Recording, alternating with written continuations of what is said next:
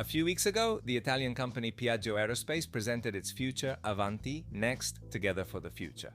And this is the slogan with which Piaggio Aerospace, after the much-discussed change of ownership to the Turkish company Baykar, is trying to open a new chapter in its history. New slogan, new brand, new image, even a new clothing line for the employees.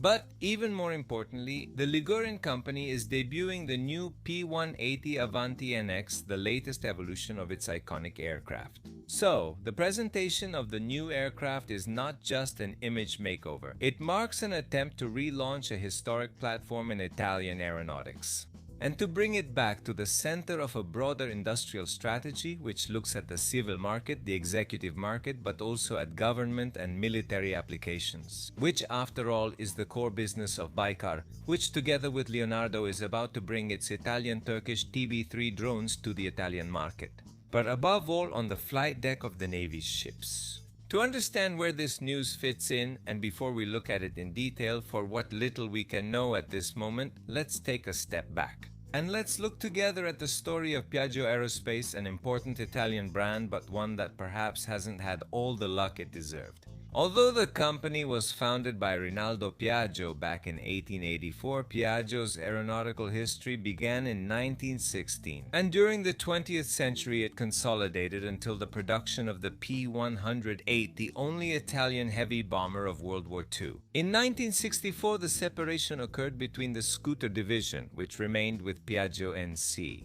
the Vespa division to be clear, and the Aeronautical and Railway Division, which merged into the aeronautical and mechanical industries. Rinaldo Piaggio, after the war, the latter entered the civil aviation market with aircraft like the P166 and the jet PD-808, trying to build a stable presence in a highly technological sector, but also a very selective one.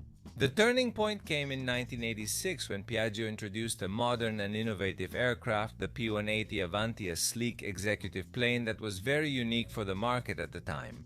Its aerodynamic design, engineering solutions, as well as the use of turboprop engines instead of traditional jet engines, make it immediately recognizable even to non-experts. It is an aircraft designed for the executive market, but with features that also make it interesting for special uses, thanks to the possibility of configuring it in various versions. A family of aircraft is created on this basis and updated several times.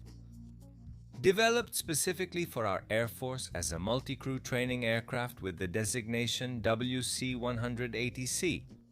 The P-180 is still used in Italy today by various armed forces and state agencies, from the Air Force to the Guardia di Finanza and the Fire Department. Despite the success of the P-180 with more than 250 units of the aircraft produced over the years, Piaggio Aerospace also tried to diversify over time. In 2013, it introduced the P-1, perhaps the first drone developed in all of Europe for long-endurance medium-altitude missions. A twin turboprop aircraft weighing 6 tons capable of operating for over 10 hours at 1,500 kilometers from its home base. The program led to sales to the Emirates and to a few acquisitions by Italy, and it is followed by an even more high-performing and ambitious evolution, namely the P2 with perhaps high expectations. One hypothesis mentioned 400 new jobs just for the production of the P2. The uses of the latter were multiple, even in times of relative peace. We're talking about patrolling the coasts for migration flows or simply for illegal activities,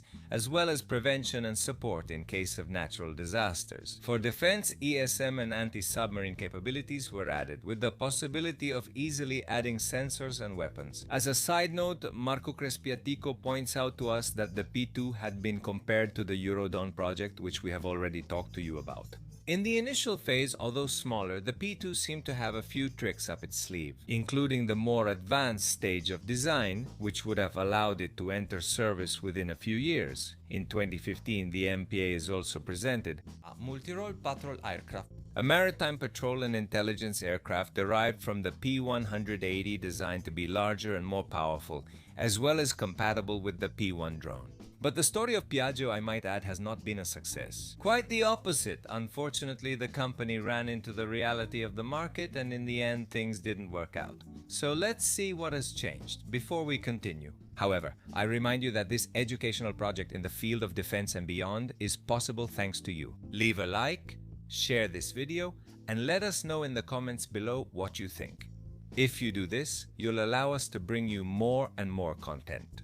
Like this episode, which was written by the journalist Marco Crespiatico, whose podcast I encourage you to check out.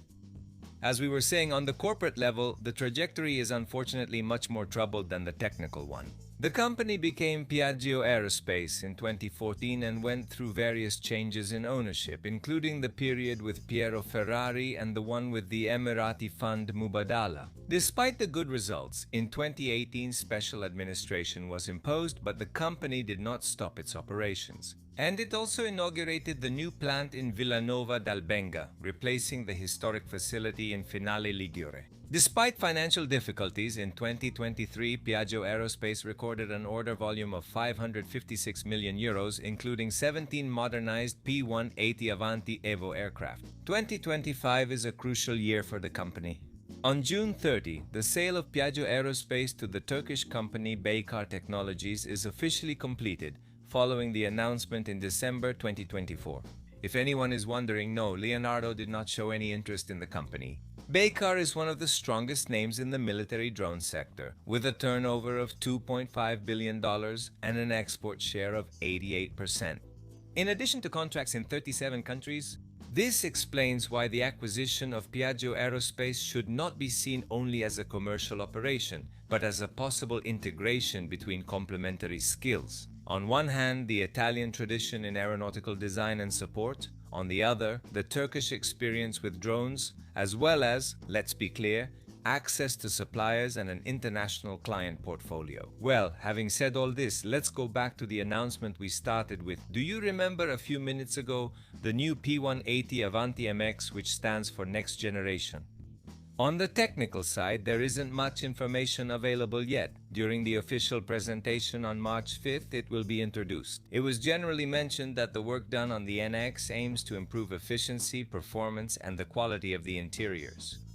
However, the company's message emphasizes reliability, customer service, maintenance, diagnostics, and support. They are designed to reduce downtime and increase the operational availability of the aircraft, with the intention of reaching production of up to 25 or 30 aircraft per year. Beyond the new P180, which we will certainly follow, the Baykar Piaggio operation has nevertheless opened a new chapter. On one hand, there is the desire to revitalize a historic Italian brand, while on the other hand, there is Turkey with Baykar, which wants to enter a new market segment, diversifying beyond drones. Among the contracts in recent years for Piaggio Aerospace, we can mention, for example, the one for the maintenance of the engines of the AV-129 Mangusta helicopters and the CH-47s, as well as the engines.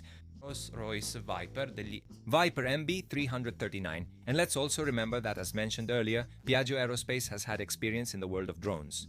Even if it was a less fortunate experience, in short, if we want to connect the dots a bit, with the collaboration we're seeing between Leonardo and Baykar, as well as this new acquisition of Piaggio Aerospace by Baykar, here Italy could actually build a genuinely new national hub as far as the drone industry is concerned, and maybe not only that, the signal seems clear. The P180NX is not just the latest product of a long industrial history, not always fortunate and not without faults, but rather the pivot around which an attempt is being made to build a new future for Piaggio Aerospace.